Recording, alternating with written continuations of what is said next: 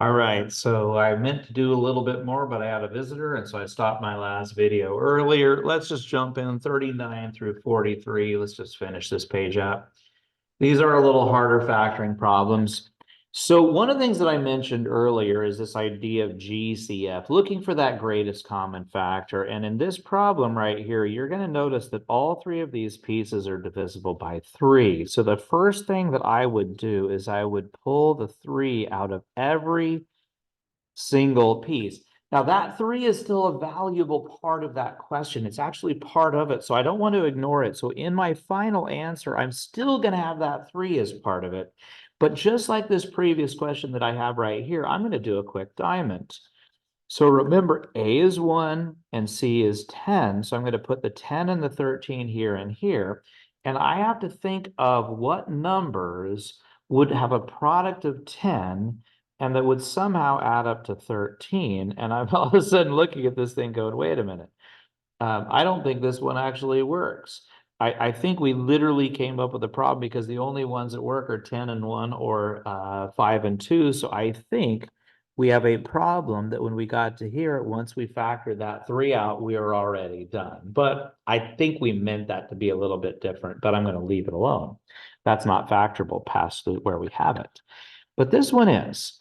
And so again, A times C is 12, and that's -8. So I know that a -6 times -2 would have a product of +12 and a sum of -8. So this is one of those that on your test, I wrote box on some of yours because a few of you forgot the note that I made to you that said, if you don't do the full box on these, you're going to be wrong. So remember, we put our entire A term here and our entire C term here, but we break the B term up by whatever the diamond says. And this is a place that is not always clear to everybody. But again, it goes back to this idea of GCF. I look for what do they have in common. So if I look at these two and I say, well, what do they have in common is they both have a 3. Both the 3 and the 6 are divisible by 3. And they both have an X. But equivalently, I could say, well, what do these have in common? Well, the 3 and the 2 have nothing in common, but they both do have an X. But also, you can see that 3x times x is 3x squared. That works. And that 3x times -2 is -6x, and x times -2. So again, my goal is to factor, which is just to break it into these little pieces and parts of 3x minus 2 and x minus 2. And I'm actually done right there. I don't need to do anything more. It literally just said break it into its pieces and parts. You'll notice it's not down until problem 42 where it says solve, and we're going to go a little bit further. Okay, but number 41 is the hardest problem because what it has to do is it is a box problem by design, but it also has a GCF. And I notice that all of these pieces have a 4 in common. 4 goes into 8, 4 goes into 20, and 4 goes into 12.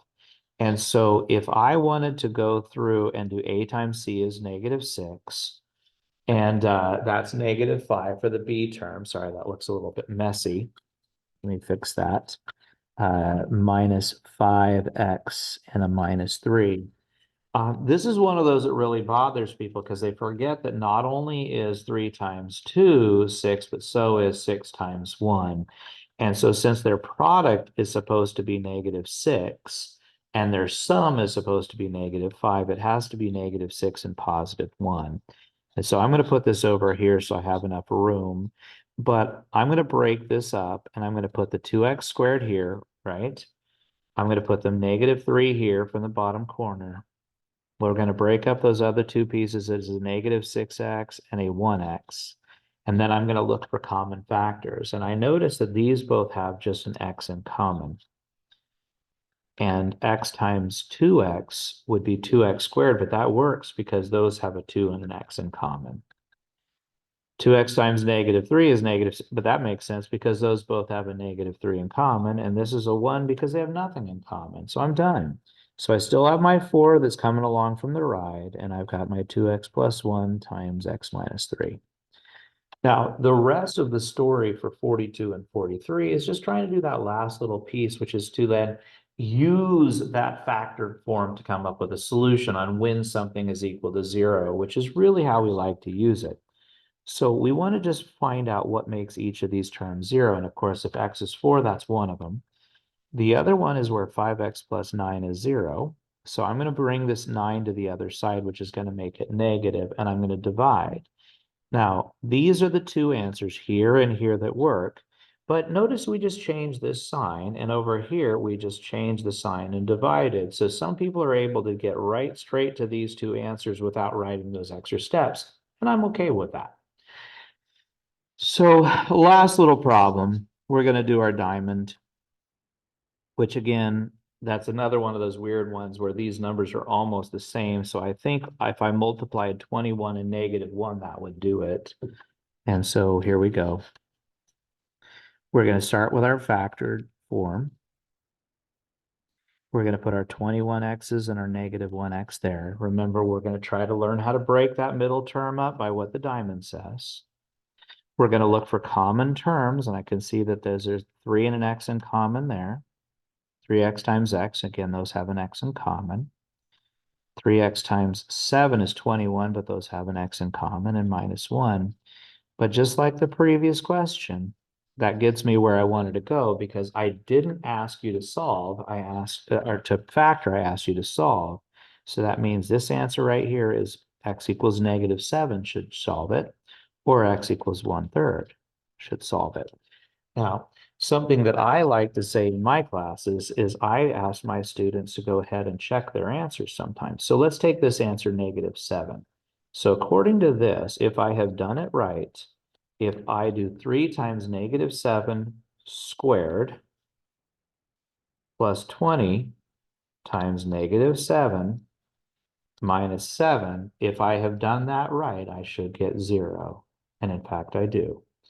But I could also go back and try it again and take 3 times 1/3. That's 1 fraction key 3 squared plus 20 times 1 fraction key 3 minus 7. And again, that should also give me 0, which is a really strange answer. Just, you would never get that guessing and checking, but that one also worked.